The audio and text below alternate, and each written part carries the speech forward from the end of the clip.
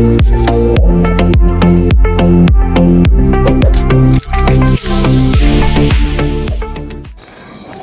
મિત્રો, આજે આપણે વ્યક્તિ વિશેષ તરીકે વાત કરીશું વિનોદ કિનારીવાલાની. વિનોદ કિનારીવાલાનો જન્મ 20 સપ્ટેમ્બર 1924ના રોજ થયો હતો.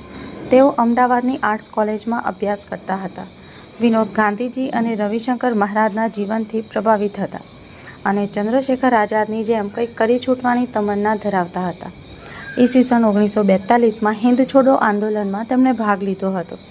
અમદાવાદમાં સર L.A. શાહ લો કોલેજમાં 2000 વિદ્યાર્થી ભાઈ બહેનોના વિરોધ પ્રદર્શનમાં વિનોદ કિનારીવાલાએ નેતૃત્વ કર્યું હતું.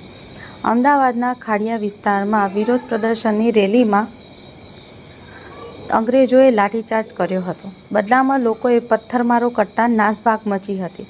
તેમ છતાં વિનોદ રાષ્ટ્રધ્વજ લઈ આગળ વધી રહ્યા હતા અને અંગ્રેજ અધિકારીએ ગોળીબારનો હુકમ આપતા વિનોદ કિનારીવાલા શહીદ થયા હતા. પરંતુ હિન્દ છોડો આંદોલનમાં ગુજરાતના પ્રથમ શહીદ ઉમાકાંત કડિયા હતા. ગુજરાત કોલેજના ઉત્તર તરફના પ્રવેશદ્વાર આગળ વિનોદની સ્મૃતિમાં એક ખાંભી રચવામાં આવી છે. તેના પર લખાણ છે, દિન ખૂન કે હમારે યારો ના ભૂલ જાના. 9મી ઓગસ્ટ શહીદ દિન તરીકે ઉજવાતો હોવાથી દર વર્ષે 9મી ઓગસ્ટના દિવસે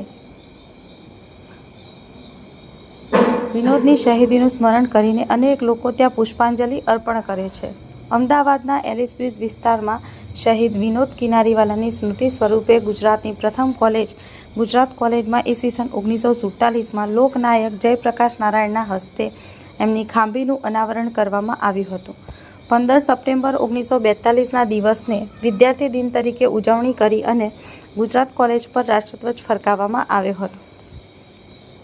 વિદ્યાર્થીઓ, આ પણ જાણી લો, આપણા દેશમાં શહીદ દિન તરીકે 30 જાન્યુઆરીએ ગાંધીજીની પુણ્યતિથિએ અને 23 માર્ચે ભગતસિંહ, રાજગુરુ અને સુખદેવને ફાંસી આપવામાં આવી હતી.